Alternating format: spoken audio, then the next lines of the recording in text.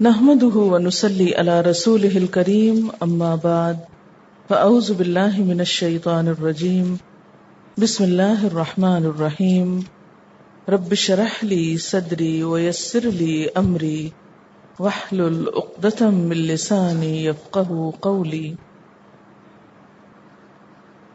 الا ان اولیاء اللہ، سنو بے شک اللہ کے دوست، لا خوف علیہم ولا هم یحزنون، نہ ان پر کوئی خوف ہوگا نہ وہ غمگین ہوں گے۔ سنو اللہ کے دوست، ان کے لیے نہ کوئی خوف ہے نہ وہ غمگین ہوں گے۔ اولیاء کا لفظ ولی کی جمع ہے، مددگار، دوست، ہمدرد، حمایتی، یعنی جس نے نافرمانی چھوڑ کر اللہ کا قرب حاصل کر لیا، ان کے لیے نہ کوئی خوف ہے نہ کوئی غم۔ انسان اولیاء اللہ کب بنتا ہے؟ آپ کہیں گے ہم کو بننے کی ضرورت ہی نہیں، نہ شوق ہے۔ آپ کن کو اولیاء اللہ کہتے ہیں؟ اولیاء اللہ کون ہوتے ہیں؟ کوئی خاص قسم کے لوگ ہوتے ہیں، جنگلوں وغیرہ میں رہتے ہیں، کہیں مخصوص لباس پہنتے ہیں، نہ کھاتے ہیں نہ بولتے ہیں، نہ ان کو کوئی ہوش ہوتا ہے، سادھو کی قسم کے ہوتے ہیں۔ تو پھر تو بہت تھوڑے لوگ ہوئے جن کو نہ کوئی خوف ہوگا نہ کوئی غم ہوگا، باقی سب تو گئے، پکڑے گئے۔ تو پھر اس کا مطلب یہ ہوا کہ اسلام ہمیں یہ سکھاتا ہے دنیا چھوڑ دو اور جنگلوں میں چلے جاؤ؟ نہیں، اس کا مطلب ہے کہ دنیا میں رہتے ہوئے، دنیا کے کام کرتے ہوئے بھی اولیاء اللہ ہو سکتے ہیں۔ بس صرف فرق یہ ہے کہ ان سب کاموں کو اللہ کی مرضی کے مطابق کرنا۔ تھکتے تو سب ہیں، کوئی اللہ کی چاہت میں تھکتے ہیں اور کوئی اس کی نافرمانی میں تھکتے ہیں۔ اس کی چاہت میں تھکنے والے ہی اولیاء اللہ ہیں۔ الذین آمنوا، وہ جو ایمان لے آتے ہیں، مان جاتے ہیں، وکانوا یتقون، اور تقوی اختیار کرتے ہیں، اللہ سے ڈرتے بھی ہیں، مان کر اس کا خوف رکھتے ہیں۔ لہم البشرا، ان کے لیے خوشخبریاں ہیں، فی الحیات الدنیا، دنیا کی زندگی میں، وفی الآخرہ، اور آخرت میں۔ لا تبدیل لکلمات اللہ، اللہ کے کلمات کے لیے کوئی تبدیلی کرنے والا نہیں، اللہ کے کلمات کوئی بدل نہیں سکتا۔ ذالک هو الفوز العظیم، یہ بڑی کامیابی ہے۔ لہم البشرا فی الحیات الدنیا وفی الآخرہ لا تبدیل لکلمات اللہ ذالک هو الفوز العظیم، یہی دراصل بڑی کامیابی ہے۔ ولا يحزنک قولہم، اور ان کی باتیں تم کو غمگین نہ کریں، ان کی باتیں تم کو غمگین نہ کریں۔ یہ دراصل نبی صلی اللہ علیہ وسلم کو تسلی دی جا رہی ہے کہ جب آپ پوری طرح حریص ہوتے تھے کہ لوگ ہدایت پا جائیں، فلاح پا جائیں، اس کتاب کی طرف آ جائیں، اور پھر لوگ بے نیازی برتتے۔ آپ دیکھیں کہ اگر آپ کے پاس کوئی بہت اہم بات ہو کہنے کے لیے اور کوئی سنے ہی نہ، تو آپ ڈسہارٹ ہو جاتے ہیں۔ مسئلہ آپ دیکھو کہ بچوں کے پاس چھوٹی چھوٹی باتیں ہوتی ہیں، لیکن وہ ان کی زندگی موت کا مسئلہ ہوتا ہے، اتنی امپورٹنٹ ہوتی ہیں کہ اگر آپ تھوڑی دیر بے نیازی برتیں، نہ توجہ دیں، تو وہ رونے لگ جاتے ہیں کہ ہماری بات تو آپ نے سنی کیوں نہیں۔ آپ کے نزدیک وہ کوئی چیز نہیں، لیکن ان کے نزدیک ان کی دنیا ہے۔ تو ایسے ہی ہم بڑے بھی بچے ہیں، اور بعض اوقات بڑے مقاصد کے ساتھ بھی انسان کی کیفیت ایسی ہی ہو جاتی۔ تو نبی صلی اللہ علیہ وسلم جو لوگوں کو ایک اہم ترین پیغام بشیرن و نذیرن کی حیثیت سے دے رہے تھے، جس میں لوگوں کی بھلائی تھی، لوگوں کا فائدہ تھا، لیکن جب لوگ اس پہ توجہ نہیں دیتے تھے تو آپ غمگین ہو جاتے تھے۔ فَلَعَلَّكَ بَاخِعٌ نَفْسَكَ عَلَىٰ آثَارِهِمْ إِن لَّمْ يُؤْمِنُوا بِهَٰذَا الْحَدِيثِ أَسَفًا، لگتا ایسے ہے کہ آپ اپنے آپ کو ہلاک کر ڈالیں گے افسوس کر کر کے کہ لوگ اس بات کو سنتے کیوں نہیں، اس کو مانتے کیوں نہیں۔ إِن لَّمْ يُؤْمِنُوا، آپ دیکھیں کہ جتنا زیادہ جو اللہ کی بات کو اہمیت دیتا ہے، پھر اس کے نزدیک ہر مجلس میں یہی باتیں اس کو اچھی لگتی. مثلا لوگ آپ کو تانا دیتے ہیں کہ آپ جہاں بیٹھتے بس ایک ہی بات کر رہے ہیں، قرآن میں یہ لکھا ہے، قرآن میں وہ آیا، قرآن میں یہ. ظاہر ہے کہ آپ نے دیکھا، آپ نے پڑھا، آپ نے چکھا، آپ کی پرائرٹی. لوگوں کو تو نہیں معلوم یہ کیا چیز ہے یا آپ کس کی بات کر رہے ہیں اور کیوں کر رہے ہیں. جب وہ اوفینڈ ہوتے ہیں آپ سے، پھر آپ غمگین ہوتے ہیں کہ دیکھو یہ اللہ کی بات نہیں سننا چاہتے. تو جو جس چیز کو جتنی زیادہ اہمیت دیتا ہو وہ اسی کی بات زیادہ کرے گا، اسی کے بارے میں سوچے گا، وہی اس کے دماغ ہوش حواس پہ چھایا ہوا ہوگا. اور وہ کیا چاہے گا؟ سب بھی اس کو امپورٹنس دیں، سب اس کو چاہیں.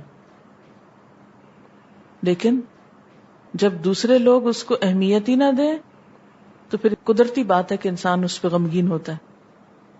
اللہ تعالیٰ تسلی دے رہے ہیں، ان کی باتوں پہ غمگین نہ ہو. لا يحزنک قولہم، یہ نہ بھی مانے تو اللہ کو کچھ نقصان نہیں. ان العزت للہ جميعا، عزت تو ساری کی ساری اللہ کے لیے ہے. دیکھیں نا، دنیا میں اگر کوئی آپ کی بات نہیں مانتا تو آپ انسلٹ فیل کرتے ہیں، خفت محسوس کرتے ہیں. لیکن اللہ تعالیٰ کو اس سے کوئی فرق نہیں پڑتا کہ سب مانتے ہیں اس کی بات، سب پڑھتے ہیں اس کا قرآن یا کوئی بھی نہیں پڑھتا. عزت ساری اللہ کی ہے. کوئی اس کی بات مانے کہ نہ مانے، اس کی عزت میں کوئی کمی نہیں. اور دوسرا معنی یہ کہ آپ کبھی یہ نہ سمجھیں کہ وہ یہ بات نہ مان کر آپ کی توہین کر رہے ہیں. نہیں، ان العزت للہ جميعا، عزت تو دراصل اللہ کے لیے ہے. اگر آپ کو اگنور کر بھی دیں، بے رخی برت بھی لیں تو کوئی بات نہیں. وہ السمیع العلیم، وہ سن رہا ہے، جانتا ہے کہ لوگ آپ کے ساتھ کیا معاملہ کر رہے ہیں، اور وہ ان کی جزا پوری طرح دینے پر قادر ہے. الا ان للہ من فی السماوات ومن فی الارض، سنو بے شک اللہ کے لیے ہے جو کچھ آسمانوں میں ہے اور جو زمین میں. اس لیے الا ان للہ من فی السماوات ومن فی الارض. اور پیچھے آپ نے کیا پڑھا؟ الا ان للہ ما فی السماوات والارض. انسان ہو یا چیزیں ہوں، سب کی سب کس کی ملکیت ہے؟ اللہ کی. کوئی اور اللہ کی ملکیت میں شریک نہیں. اس کا نام خواہ کچھ بھی رکھ لیں. بات یہ ہے کہ رزق ہو یا اولاد ہو یا قسمتوں کا بنانا بگاڑنا ہو، کچھ بھی ہو، سب اللہ کے اختیار میں، سب کچھ اسی کا. انا للہ و انا الیہ راجعون. کوئی اور کسی چیز کا مالک نہیں. وما يتبع الذين يدعون من دون الله شركاء ان يتبعون الا الظن وان هم الا يخرصون. اور جو لوگ اللہ کے سوا کچھ اپنے خود ساختہ شریکوں کو پکار رہے ہیں وہ نرے وہم و گمانوں کے پیروکار ہیں اور محض کیا سارائیاں کر رہے ہیں. یعنی جو اللہ کے سوا دوسروں سے مدد مانگتے ہیں، اب اگر آپ کہیں کتب ابدال سے مانگنا شروع کر دیں کیونکہ وہ مالک ہے، کیونکہ جو مالک ہے اسی سے مانگا جاتا ہے نا. مثلا فقیر آتا ہے تو وہ چوکیدار سے تو نہیں مانگتا، گھر کے مالک سے مانگتا ہے. تو ہم بھی جب دعا مانگیں گے تو اللہ سے مانگیں گے نا. فرمایا یہ اللہ کے سوا کسی اور سے جو مانگتے ہیں، جن بھی شریکوں سے، یہ سب محض وہم و گمان کی باتیں ہیں. یہ سب قیاس آرائی ہیں، ان کے اپنے فلسفے من گڑت جس کی کچھ حقیقت نہیں. آپ دیکھیں کہ اس کائنات کی پہچان کے لیے جو طریقہ اللہ نے رکھا وہ کیا ہے؟ وحی ہے. اپنی پہچان کے لیے جو طریقہ رکھا وحی کا رکھا. لیکن مختلف لوگوں نے مختلف طریقے ایجاد کر لیے. مثلا فلاسفرز نے قیاس، انالوجیز، سائنسدانوں نے اندازے، ہائپوتھیسس، اور پھر یہ سب تعصب کے ساتھ. تو اللہ تعالیٰ فرماتے ہیں کہ یہ سب محض گمان ہے، قیاس آرائیاں ہیں. قیاس سے حقیقت تک نہیں پہنچا جا سکتا، اس کے لیے آیات کا سہارا ضروری ہے. هو الذی جعل لکم اللیل لتسکنوا فیہ. دیکھو وہ اس کی نشانیاں، رات بنائی ہے اس لیے کہ تم آرام کرو. والنہار مبصرا، دن کو روشن بنایا. ان فی ذلک لآیات، یقیناً اس میں نشانیاں ہیں. لقوم یسمعون، ان لوگوں کے لیے جو سنتے ہوں. کیونکہ کچھ لوگ سننا بھی نہیں چاہتے نا. آپ ان سے کہتے ایک دفعہ سنیں تو صحیح. میں کہتا یہ نہ کہو. قالوا اتخذ اللہ ولدا، کہتے ہیں اللہ نے ایک بیٹا بنا لیا ہے. سبحانہ، پاک ہے وہ. هو الغنی، وہ تو بے نیاز ہے، اس کو بیٹے کی کیا ضرورت ہے. لہ ما فی السماوات و ما فی الارض، اسی کا ہے جو کچھ آسمانوں میں اور جو زمین میں ہے. ان عندکم من سلطان بہذا، کیا تمہارے پاس اس کی کوئی دلیل ہے؟ نہیں، تمہارے پاس کوئی دلیل نہیں اس بات کی کہ اللہ کا کوئی بیٹا ہے. ان کا معنی کیا بھی ہو سکتا ہے اور نہیں بھی ہو سکتا ہے. اتقولون علی اللہ ما لا تعلمون، کیا تم اللہ کے بارے میں وہ باتیں کہتے ہو جو تم جانتے نہیں ہو. یعنی قیاس آرائیوں میں سے ایک قیاس آرائی یہ ہے جس کی بطور مثال ذکر کیا گیا ہے. یعنی لوگوں نے جو مختلف گمان گھڑ رکھے ہیں ان میں سے ایک گمان کیا کہ اللہ کا ایک بیٹا ہے. قل ان الذین یفترون علی اللہ الکذب، کہہ دیجئے جو لوگ اللہ پہ جھوٹ گھڑتے ہیں، لا یفلحون، کامیاب نہیں ہو سکتے. متاع فی الدنیا، تو لوگ کہتے لو کامیاب نہیں ہو سکتے، وہ تو دنیا میں اتنی ترقی کر گئے. متاع فی الدنیا، خود ہی اللہ نے بتا دیا دنیا کے کچھ فائدے ہو سکتے ہیں اللہ کی نافرمانی کر کے بھی. ثم الینا مرجعہم، پھر ان کو ہمارے پاس واپس آنا ہے. ثم نذیقہم، پھر ہم ان کو چکھائیں گے. کیا؟ العذاب، عذاب. کون سا؟ الشدید، سخت والا. کیوں؟ بما کانوا یکفرون، کیونکہ وہ کفر کرتے رہے، بات نہیں مانتے. وَاتْلُ عَلَيْهِمْ، اور پڑھ کر سنائیے ان کو. نبأ نوح، نوح علیہ السلام کا واقعہ. یہ کیوں کہا گیا ان کو پڑھ کے سنائیے؟ وَاتْلُ عَلَيْهِمْ، کہانی خود پڑھنے میں اور پڑھ کے سنانے میں فرق ہوتا ہے. آپ ایک ناول کی بجائے ایک ڈرامے کو کیوں پسند کرتے ہیں؟ ایک عام رویے کی بات کر رہی ہوں کہ ایک ڈائلاگ لکھا ہوا پڑھنا اور ایک سننا، ان میں سے زیادہ انٹرسٹنگ عموماً کیا ہوتا ہے؟ سننا. اور کہانی سن کر ہی مزہ آتا ہے. مثلاً کہیں کوئی واقعہ ہوا، آپ کو کسی نے خط میں لکھا، آپ اس کو پڑھتے ہیں، بعض اوقات کوئی لفظ سمجھ نہیں آتا، بعض اوقات کوئی ڈیفیکلٹ ورڈ ہوتا ہے وہ مس ہو جاتا ہے، تو وہ پورا تاثر قائم نہیں ہوتا. لیکن کوئی چیز جب کسی کو پڑھ کے سنائی جاتی ہے، بول کے بتائی جاتی ہے، تو خواہ کوئی لفظ اس میں مشکل بھی ہو یا کوئی بات سمجھ میں نہ بھی آئے، تو وہ ایک پورا ماحول اس واقعے کو سمجھا دیتا ہے. اور خاص طور پر قرآن کے واقعات صرف قصہ گوئی نہیں ہیں، وہ میننگ فل ایسے واقعات ہیں جو انسان کے لیے ایک بہت بڑا سبق رکھتے ہیں، ایک تعلیم ہے. اور تعلیم کے لیے معلم کا وجود ضروری ہے. تعلیم کا عمل کس سے مکمل ہوتا ہے؟ یہ ایک ٹرائنگل ہوتا ہے، استاد، شاگرد اور کتاب. اگر ان میں سے ایک بھی مسنگ ہو تو یہ عمل مکمل نہیں ہوتا یا مفید نتائج نہیں لاتا.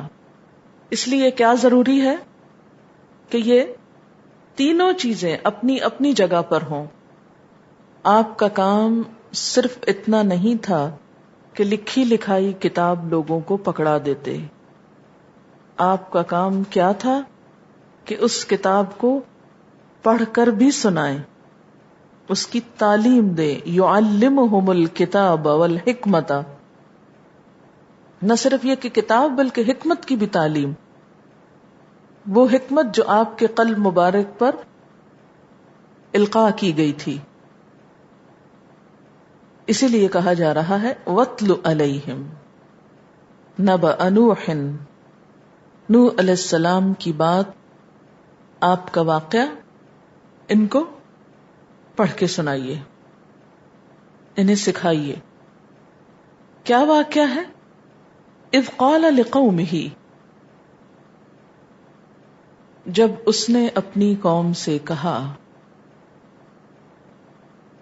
یا قوم، اے میری قوم، ان کانا، اگر ہے کبرا بھاری، مشکل، سخت، گراں، تکلیف دہ، علیکم تم پر، مقامی میرا قیام کرنا، میرا یہاں رہنا، وتذکیری اور میرا نصیحت کرنا، بآیات اللہ اللہ کی آیات کے ساتھ یعنی ان کو سنا کر، فعلی اللہ توکلت تو میں نے اللہ پر بھروسہ کیا. یعنی ایک پیغمبر جو اپنی ہی قوم میں سے تھا، ایک عرصہ تک ان کے درمیان رہا، لیکن قوم نے اس کے وجود کو اپنے لیے کبھی بوجھ نہیں سمجھا، مگر جس روز سے اس نے اپنی قوم کو اللہ کی طرف بلانا شروع کیا، وہ اپنی قوم پہ بھاری ہو گیا، اس کا وجود اس کے ہی لوگوں کو کھٹکنے لگا. ایسا ہوتا ہے نا، اس پر انسان عموماً پریشان ہوتا ہے کہ آخر کیا وجہ ہے کہ وہی دوست ہیں، وہی لوگ ہیں، لیکن اب میرا وجود ان کے لیے ناقابل برداشت ہو رہا ہے. عموماً حق بات کہنے کا یہی نتیجہ ہوا کرتا ہے. تو انہوں نے کہا کہ اے میری قوم، اگر میرا یہاں رہنا، مقامی میرا قیام، میرا وجود، و تذکیری اور میری نصیحت تم پہ بڑی بھاری ہے، تو پھر تم جو چال میرے خلاف چل سکتے ہو چلو، جو نقصان پہنچا سکتے ہو پہنچا لو، جو سازش میرے خلاف کر سکتے ہو کر لو، مجھے اس کی پرواہ نہیں. میں اس کے مقابلے میں کیا کروں گا؟ فعلی اللہ توکلت، میں نے تو اللہ پر توکل کر لیا، میں نے تو اللہ پر بھروسہ کر لیا. تم کیا کرو؟ فاجمعوا امرکم وشرکاءکم، تم اپنے کام کو، اپنے معاملے کو اور اپنے شریکوں سب کو جمع کر لو، اکٹھا کر لو، سب مل جل کے پلاننگ کر لو. کس کے خلاف؟ میرے خلاف. جو کرنا چاہتے ہو کر گزرو. ثم لا یکن امرکم علیکم غمۃ، پھر نہ ہو تمہارا فیصلہ، تمہارا معاملہ تم پر چھپا ہوا، مخفی، یعنی تم بالکل واضح ذہن کے ساتھ، کلیئر مائنڈ، جو کرنا چاہتے ہو کر لو. ثم اقضوا الی، پھر میرے خلاف فیصلہ کر گزرو. ثم اقضوا، قضاء الی یعنی میرے بارے میں جو تم فیصلہ کرنا چاہتے ہو کر لو. ولا تنظرونی، اور مجھ کو مہلت بھی نہ دو. اب دیکھیں کہ یہاں پر نوح علیہ السلام کتنے اعتماد کے ساتھ، کتنے کانفیڈنس کے ساتھ اپنے پیغام کو پہنچا رہے ہیں. یہ کانفیڈنس صرف اس انسان کو حاصل ہو سکتا ہے جسے اپنا حق پر ہونا پوری طرح واضح ہو، اسے اپنی سچائی کا پورا یقین ہو. ایک عام شخص اتنی بڑی بات نہیں کہہ سکتا کہ اجمعوا امرکم. اسی سے لفظ اجماع نکلا ہے، آپ نے کبھی سنا ہوگا اجماع، اجماع امت. اجماع کا لفظی معنی ہوتا ہے ایک رائے ہونے کے لیے لوگوں کا اکٹھا ہونا، جمع ہونا، جمع کرنا، یعنی لوگوں کو اکٹھا کرنا. تم سب اکٹھے ہو جاؤ اور میرے خلاف تمہاری تدبیر واضح اور غیر مبہم ہونی چاہیے، یعنی اپنے کیے کو خوب پرکھ لو اور جو کرنا چاہتے ہو کر لو اور مجھے کوئی مہلت نہ دو. کتنی بڑی بات ہے. یہ صرف وہ کہہ سکتا ہے جس کو اپنی سچائی کا پورا یقین ہو اور اس پر پورا اعتماد ہو. گویا ایک داعی حق، حق کی طرف بلانے والا اپنے رب پر پورا پورا بھروسہ کرتا ہے، پورا توکل رکھتا ہے، اسے اپنے سچے ہونے کا پورا یقین ہوتا ہے، اور وہ مخالفوں کے مخالفانہ ہتھ کنڈوں سے، پروپیگنڈے سے کبھی خوف زدہ نہیں ہوتا، کبھی پریشان نہیں ہوتا کہ یہ مجھے کوئی نقصان پہنچائیں گے. ہرگز نہیں. کوئی چیز اس کو جھکا نہیں سکتی، نہ خوف اور نہ لالچ. لالچ کی بات آگے آئے گی. کسی قسم کی کوئی دھمکی، کسی قسم کا کوئی سخت سے سخت وار اس کو اپنے مشن سے ہٹا نہیں سکتا. اور اگر لوگوں کی دھمکیوں سے کوئی شخص یہ کام چھوڑ دے تو اس کا مطلب ہے اسے کام کی سچائی پر ہی یقین نہیں. پیغمبروں کے اندر یہ اعتماد ان کی خاص خوبی نظر آتا ہے اور یہی ان کے مشن کی سچائی کی دلیل ہوتا ہے. ہم اپنے بارے میں سوچیں کہ ہم جس راستے پہ چلے ہیں یہ بھی وہی راستہ ہے جو پیغمبروں نے اپنایا کہ اللہ کے پیغام کو لے کر اپنی اصلاح اور مخلوق کی اصلاح. آپ سب جو سن رہے ہیں کیا واقعی انہیں اس بات پر یقین ہے کہ جو کچھ وہ کر رہے ہیں وہ درست ہے؟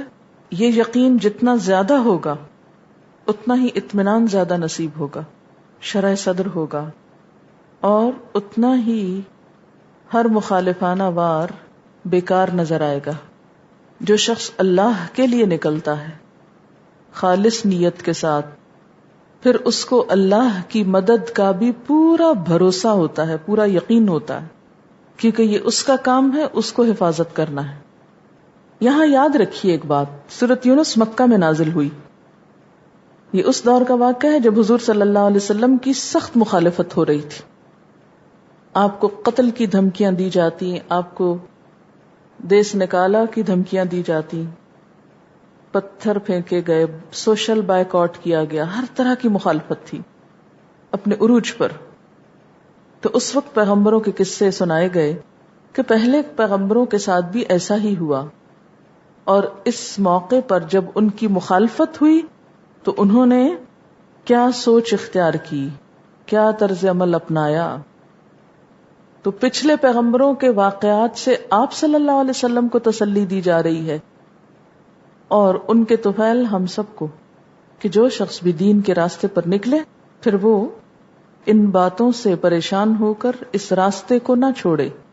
ثم لا يكن امركم عليكم غمة ثم اقضوا الي ولا تنظرون فان توليتم، پھر اگر تم منہ موڑ جاؤ، پھر بھی نہیں تم مانتے میری اس بات کے بعد بھی، اور تمہارا وہ وار جب خالی جائے تو فما سألتكم من اجر، میں تم سے کوئی اجر نہیں مانگتا، میں تم سے کسی اجر کا سوال نہیں کرتا. دین کی طرف بلانے والے کی یہ دوسری بڑی نشانی ہوتی ہے کہ وہ اس کا صلہ لوگوں سے نہیں مانگتا، ان کی جیب پر نظر نہیں رکھتا، ان کے مال یا مفادات سے اس کو غرض نہیں ہوتی، وہ ان سے اجر طلب نہیں کرتا، کیونکہ جو کام اللہ کے لیے کیا جائے اس پر اجر بھی اللہ سے طلب کیا جائے، اور اس اجر کی نیت اللہ کے ذمہ رکھی جائے. فَإِن تَوَلَّيْتُمْ، اگر تم نہیں مانتے تو یہ کوئی میرا بزنس تھوڑی ہے، میرے مال میں، میری دکانداری میں کچھ نقصان ہو جائے گا کہ تم اگر میرے خریدار نہیں ہو. فَإِن تَوَلَّيْتُمْ فَمَا سَأَلْتُكُمْ مِنْ أَجْرٍ إِنْ أَجْرِيَ إِلَّا عَلَى اللَّهِ، میرا اجر اللہ کے ذمہ ہے. جب دین کا پیغام دینے کی باری آئے تو سب ایک بات گرہ باندھ لیں کہ لوگوں کے سٹیٹس نہیں دیکھنا، یہ نہیں دیکھنا کہ کون کہاں سے آ رہا ہے، مالدار ہے یا فقیر ہے، کچھ دے سکتا ہے یا نہیں دے سکتا. جو لوگ یہ پیغام لے کر اٹھیں وہ لوگوں کے آگے ہاتھ نہ پھیلائیں، وہ مانگنے والے نہ بنے، وہ دینے والے بنے. جو ان کے پاس ہے وہ دے ڈالیں، اور جب وہ دے ڈالیں گے تو جو جس کے پاس ہے، علم یا صلاحیت یا مال یا جو کچھ، پھر لوگ اپنی آخرت کے لیے، اپنے اجر کے لیے وہ بھی لا جمع کریں گے. کیا جنگ تبوک میں یہی نہیں ہوا تھا کہ جس کے پاس جو کچھ تھا وہ لے کے پہنچ گیا؟ دین لوگوں کے احساس اور شعور بیدار کرتا ہے، اور ہر شخص کو پھر یہ دیکھا جاتا ہے کہ وہ اپنے احساس اور شعور کو استعمال کر کے اپنے لیے کیا کرتا ہے. آپ کو معلوم ہے وہ حدیث کہ جس نے سوال کا دروازہ کھولا اللہ اس پہ فقر کا دروازہ کھول دیتا ہے. ہری پور کا علاقہ، وہاں سے ہماری ایک اسٹوڈنٹ آئیں اور جو پڑھ کے گئیں، میں نے وہ علاقہ وزٹ کیا تو ان کے گھر میں صرف ایک کمرہ تھا جس میں دوپہر کو اس کے والد کو جب آرام کرنا ہوتا تھا تو وہ مسجد میں چلے جاتے تھے دوپہر میں لیٹنے کے لیے، کیونکہ صبح کو ایک شفٹ لگتی تھی برآمدے میں ایک آفٹرنون میں لگتی تھی، اور جو صبح میں آتے تھے ان کا سبق ختم نہیں ہوتا تھا، بچے بھی ہوتے تھے، عورتیں بھی، بوڑھی، اور گاؤں تھا یہ، اور میجورٹی ان پڑھ لوگوں کی تھی. پھر جب موسم اچھا ہوا تو چھت پر کلاسز شروع کی. میں نے خود جب جا کر وزٹ کیا تو چھت پر ہی کلاس لی. سب لوگ چھت پہ بیٹھے ہوئے تھے اور سخت سردی تھی، ہلکی ہلکی دھوپ آ رہی تھی، اور آلموسٹ سمجھے کہ گاؤں کی میجورٹی وہاں موجود تھی خواتین کی. اور آپ کو پتا بھینسوں کا دودھ دونے والی عورتیں پڑھنے کے وقت سفید کپڑے پہن کر قرآن ہاتھوں میں اٹھائے بھاگے بھاگے جب آتی تھی، وہ منظر دیکھنے والا تھا. وسائل کی کمی کبھی نہیں روکتی دین کے راستے کو، جذبے ہونے چاہیے. اور کبھی موقع ملے تو آپ بھی جا کے وزٹ کریں کہ اب وہ کتنا پھیل چکا ہے. لیکن تھوڑی سی سیکریفائس اور گھر والوں کا تعاون. کچھ نہیں، ایک کمرہ ہے، تھوڑی سی چھت ہے، چھوٹا سا صحن ہے. اور اس کے بعد کیا ہوا کہ جب وہاں سے گروپس تیار ہونے لگے لڑکیوں کے، پھر ہم نے ان کو اسلام آباد بلایا. ہمارا ہوتا ہی ہے کہ جب مختلف علاقوں میں سمر کورسز جیسے ہوتے ہیں تو ایک دن ہمارا ایسا ہوتا ہے کہ جس میں سب جمع ہوتے ہیں.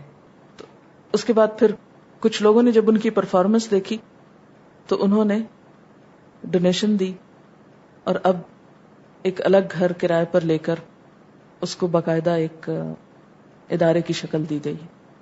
لیکن الحمدللہ مانگا کسی سے نہیں کیا. کام کے لیے جذبے چاہیے. جب جذبے ہوں گے نا، کام کرنے والے ہوں گے، انسان ہوں گے، تو باقی چیزیں خود بخود جمع ہوتی چلی جائیں گی. اور اگر خدا نہ خواستہ نہیں بھی ہوتی، نہیں کچھ بھی ہوتا، تو بھی بے نیاز رہے، اس لیے کہ یہ اللہ کا کام ہے نا. اللہ تعالیٰ قیامت کے دن یہ نہیں پوچھے گا کہ تم نے مانگا کیوں نہیں تھا، تم میں مانگنا چاہیے تھا.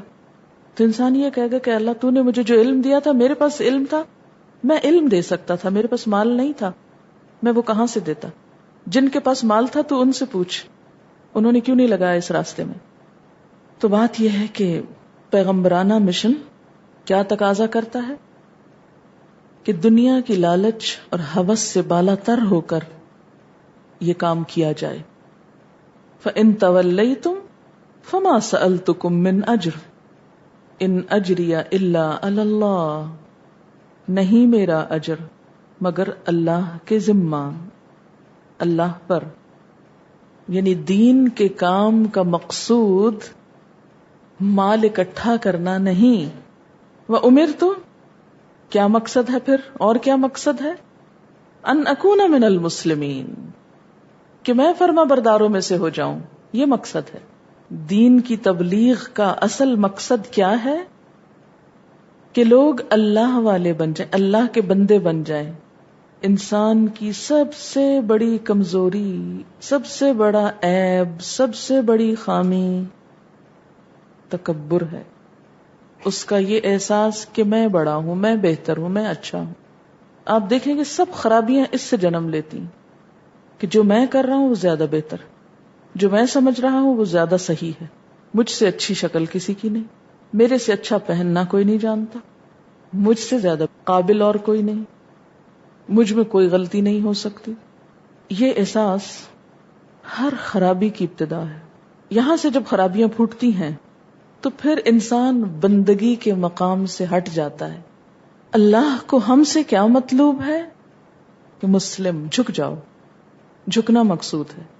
مسلم سر تسلیم خم کرنا، اپنے آپ کو سپرد کر دینا، سرنڈر کرنا، سبمٹ کرنا، حوالے کرنا، اپنا آپ دے دینا، بیچ ڈالنا.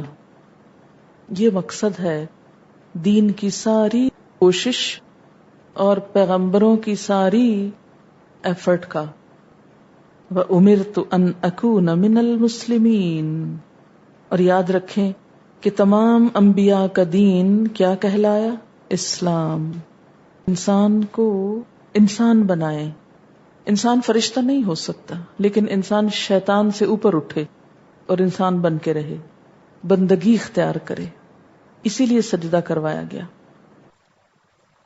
وآخر دعوانا ان الحمد للہ رب العالمین. سبحانک اللہم وبحمدک نشہد ان لا الہ الا انت نستغفرک ونتوب الیک. والسلام علیکم ورحمۃ اللہ وبرکاتہ.